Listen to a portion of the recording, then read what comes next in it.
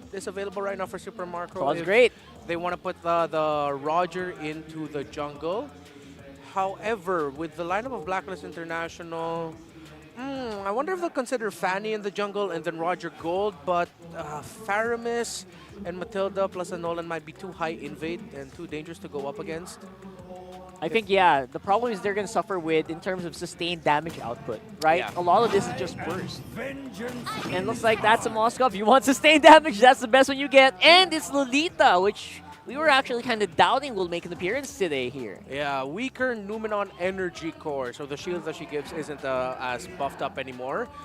The goodbye to the magic damage building Lolitas. We'll see if Ogren's just going to go down the route of building more defensive items, as it's now better scaling with the total HP, instead of the total magic power with the old Numenon energy core before this patch. It's probably still worth it to pick up a flask maybe and just leave everything for HP. I don't know. Let's see We'll if they'll have to wait still and pick up see. the flask, Yeah. because one of the reasons I think the devs made it clear in the text that they wanted to change up They want to Lolita. remove that. Yeah, they want to remove the reliance on the Flask of the Oasis. Nathan, by Blacklist International, well, they needed more magic damage, but it might be more of a... Well, Blacklist has the tools to bring it Here by Naisu, and despite the patch coming in, right at the peak of the diversity of the metagame, Yep. it seems like nothing has changed. That's what I was gonna say. You know, we spent time crunching the numbers, talking about the changes, but ultimately, even if your RG games at home have changed, the pro players know best, and right now, we're seeing not too much difference, at least. But the pacing of the game could also change a little bit. Which I think should be a treat, given that even while the patch, even before the patch came in, we already saw some changes coming in. Matilda being such a high priority in the draft in the weeks leading up to now, with 1.9.20 coming in, you see some changes here. You see maybe eventually when the builds come through, the way Lolita is built, the way these fights break out. Oh! Oh, that, I mean, already first blood for Kyle Tizia. That's still a whole lot of early damage. All right, who needs to count an extra 3 seconds when your opponent's already dead? Yeah, that's, and you know, to build up on that point, hold on, Haji, he should be okay. Yeah, he's the fair miss, they go in. But that was where I wanted to look at, is the pacing of the build paths, or even build paths in general. Maybe it changes a little bit because, you know, for the longest time, these past, 5 weeks, we've been seeing early Thunderbelts, like not just on XP laners, but even on other roles picked up. We know some of the changes that happened to the other items, you know, even the Lantern, the Twilight Armor, I think got a little change as well. The little buff. G-dubs. Yeah. There's a lot that those intricate changes could cause some difference here throughout the games in Week 6. Oh, check it out. The duel between the Sniper and the Bulletproof. And that's a TKO down bottom. Lord JM going up against two. This is a soft high loss right now, in case you guys haven't checked that out. But wait, look at this sneaky Blacklist going for the turtle. Yeah, he's just trying to be a distraction, and he'll accomplish it. MP the King will get that turtle. And that's another thing we could talk about, since, you know, not too much action just yet, is the fact that... Whoa! Oh, okay, that was close. The spear. Two ults just missing. 2 ults. It is Friday, first day of the weekend for us here. A couple ults not going to connect. But again, this Nolan pick, I'm wondering how the little bit of a buff, I guess you could say, is going to help out. Even having that, what was it, 30% slow now? That's right, on the fracture. Yeah. Although the rest of his kit did take a hit. Now, talking about hits, Perks here. Luminous Blast setting up. That's a good way to dodge it. Just circling you on out of it. He also did a guiding wind, so... Yeah, she's so mobile. She's so mobile. It's just legendary. So this, I mean, even the Matilda, I mean, what were they talking? They were talking on the panel too about the changes with the Flask of the Oasis, right? Oh, hold on. Final Slash going to be used, and now they're going to force a fight flap. Go ahead and on flicker on out, but they're going to get run down in the glorious pathway from Lord JM. Pops Avenges as well. They get a couple knockups here. Netherrealm already going to be used as well. Blacklist still trying to win the fight, but Flap finally going down. But here's the fight back as Kyle Teasy jumps on in, pounces forward, and Lord JM falls to the 1-for-2 trade. That's one way to make the most of a bad situation. You lean hard into the fight, and I don't know how, but for some way, somehow, Falcons AP BREN just chewed through the extra HP. Yeah, that was That's what I was thinking. Like, as I was watching it unfold, I'm like, man, this is a very extended fight early on, but... Oh! FCAP. No. Yeah, you don't follow that up. Not like this, Marco. Don't. Not like that. All right. Something to note. Few here just picked up the G-dubs. His first item, the glowing wand. Something you want to definitely put on to deny the shields from Perks. Yep. The healing from Lord JM, the extra HP from Haji. So despite it being nerfed down to just 1% of the extra HP being dealt, that's a full 0.5% that you lost, by the way. Yeah. I think it's fine. It still comes down to situation. The situation. Uh-oh. I think with this, yeah, this is just going to be turtle in the hands over to the other side, FCAP. But BLACKLIST trying to trade here across the map. They'll take the purple. It looks like they'll get away with it with all the mobility and utility that they have, especially with Perks here on this Matilda.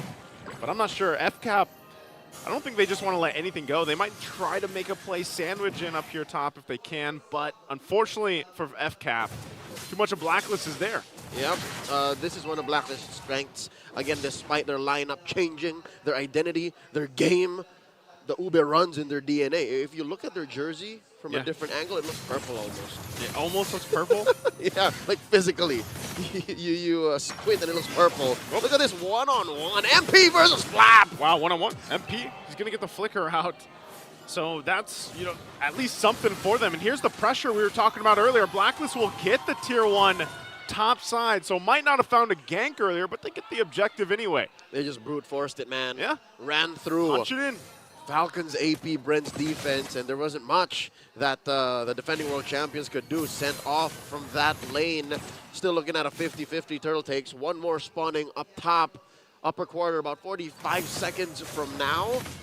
And it's the lack of action in this mid-game peak, the climax towards the post-laning phase, that you wonder, is BLACKLIST recovered enough? Is this 1,500 gold lead enough? A facade? Yeah, is it enough to actually lean hard into it? Because you look at MP, even if he is down a kill, you look at Oheb, not much on the board just yet. With the help of Haji, with the help of that Faramis, and a really good Glorious Pathway, they can get away with a lot. Look at this. Oh, no.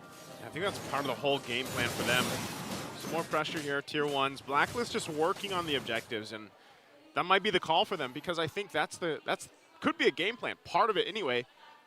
Trying to go for a setup here in the mid lane. Not going to find Ogwin, but it's that of playing around the utility that we have, extended team fights even in the later portion of the game. Because we all know once that Nathan is there and online, I would say it's quite deadly. Uh-oh. Hold on. Wow, could be in trouble here. Already going to get dropped down. He's taken out of the picture of the fight for the third turtle of the game. Oheb will get the Tier 1 down bot. You still have waiting patiently there, Super Marco. I don't think he joins this fight. It is going to go for a reset, though. Perks picks up the Flask of the Oasis. And now it's just a standoff here. Perks going to jump into him on Blast, also dropping down. Eternal Guard on the backside. Unfortunately, the spear won't connect, so MP will get the turtle. And now they're going to run for FCAP. They find Ogwin, and next up is Kyle TZ. BLACKLIST finds a big win. Are they going for more? Few in trouble. Still going to be up, couple hits away. Haji goes in, gets the triple. Looking for Super Marco as well. FCAP loses the fight decisively. Or JM gets a flap TZ on him as he backs off. You know, Joseph, sometimes I hate it when I'm right. BLACKLIST was just waiting for that rubber band moment wherein FCAP would lean hard into a fight where they think they can with 1,000, 1,500. They think they can, but as soon as Marco missed that SOD, he missed the spear, he had to walk all the way there. As soon as that happened, it was too late. And now, BLACKLIST is up 3,000. They're up turrets, and now they're up on the map.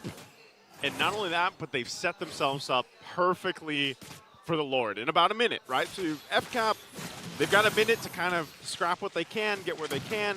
But even with this, FCAP isn't necessarily out of that fight for the first objective. The only problem is overcoming what we just saw, all that utility being thrown at them.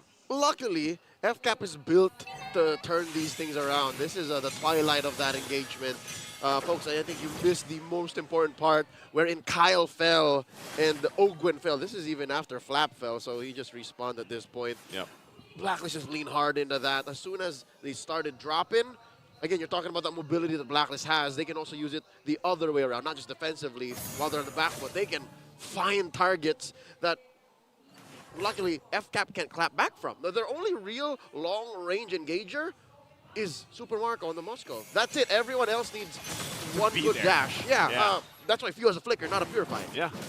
And that's the problem of trying to fight those fights that, you know, like you said, it's a rubber band effect. I mean, even when you have this engage and then you have a disengage, you can easily kind of get your ankles broken, basically, is what happens with their ultimates, whether it's a final slash or whether it's something else, even the new Moon Blast. Mentally and dexterity.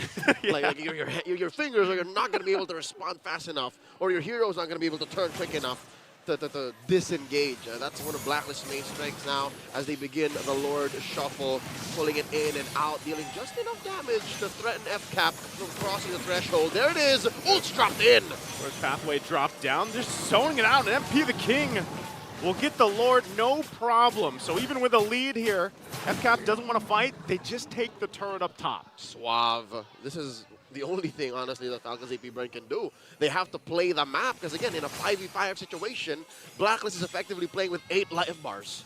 So where is that point for FCAP with the lineup that they have and everything we've talked about with Blacklist lineup? Where do they turn that switch on and are able to turn things around here? I'd reckon off of 2 things. Number 1, a solid final slash or a solid Numenon Blast. Luckily, again, that's why I believe Falcons AP BREN can turn this around on a dime, even with 5,000, 6,000 ahead, especially inside the base. And then second is get Marco online. Not just in items, because again, he is built up locked in, on his Trinity, right? He's down about 7,000 and a half, 1,000 and a half, 7,000 to 8 point something. But also, not just items-wise, but fight-wise. Like, put him in a good position, get him with the SOD, and put him where he can actually hunt down MP, OHEB. You know what I mean? Like, those are his only 2 targets. I think it's always so. Hold on. Retribution going to be used from MP the King. Just trying to juke him out, so he does that fine. Had to use the Fracture. Lord's still top, though. Juke success. Juke success, and right now looking to get these tier 2s. Glorious Pathway dropped down to cut them off from the turret. Holy Shield on the top side going to pop as well. Blacklist might look for a little more, at least a couple shields, but right now it's just cleared out from FCAP. Real quick, the point that I was going to say, yeah, Super Marco might have missed some of those Spirit Destructions earlier, but we've seen games change when he lands it. Look at Flap, the damage, hold on! Flap's going to be taken out. And now Super Marco just trying to keep the rest of Blacklist at bay. The front side, the guiding wind, and there's Zohead jumping on in. Numenon Blast going to be used, but finding no one to land on. Off angle. Down a member, not going to commit any further. Off angle. By Flap going down, there's 2 things that Falcons AP BREN can consider. Number 1, the fact that it's Flap. He can die. He's a secondary roamer in this situation, a secondary initiator.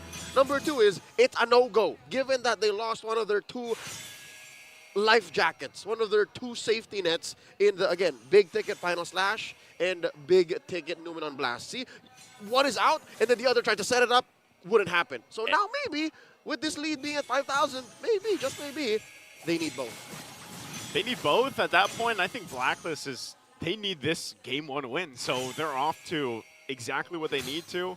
I don't think, even for this next Lord, the way things have been going, even if they find a good team right here, I think FCAP still lose this because of just some of the itemizations falling into place for Blacklist right now.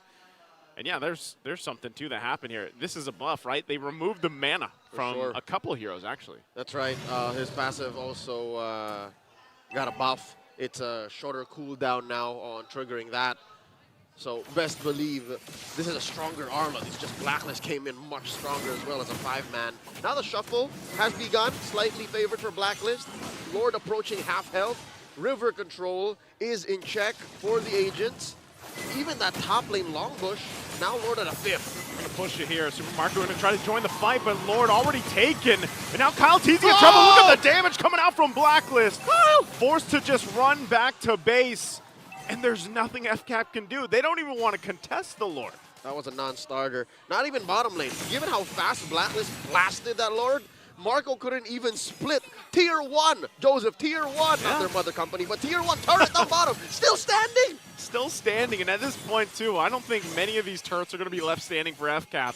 because with Blacklist, the way they've been playing this, they're going to run it in. If anything, that might be best case scenario. FCAP sacrifices all their inhibitors and lives to see another day. That's how far ahead Blacklist is. That's how clean they're playing, man. The discipline, the synchronized calls, at least past the 5-minute mark, how well they've been using each hero's kit to, you know, help build the sum of their parts. Now here we go. Glorious Pathway set in. They're looking to break in. Mid, trying to get through as well. Lord still standing. They do handle Lord, and there, Flap Teasy goes in with the flicker. Not what they're looking for, though, and now they're going to force the fight under the turret even a little bit further. And Perks jumps in very front side, has to back off. So right now, FCAP doing fine. Spear Destruction. Marco goes in, he jumps on in. Forced in the response from Blacklist International, and Haji's going to be the next target as he goes down. And now FCAP on the run, but Haji's already back up with the passive. Glorious Pathway dropped down to the jungle as Ogun taken out. And now the chase down. Super Marco's going to get the stun on Lord JM. But still, Flap, one hit away. Oheb jumps on in, and the flicker will keep him alive. And FCAP, though, still looking possibly for a fight. MP on the chase, gets zoned out. Kantizi's in trouble. He goes in, Few taken out. Perks there to help him out. The Nether Realm as well already popped. Flap's in trouble as he falls as well. Blacklist comes out with a massive win. Falcons have bit off more than they could chew. Blacklist going for the jugular. They get another kill, and now it's all for the base as Blacklist decisively takes game one. Consider the code broken.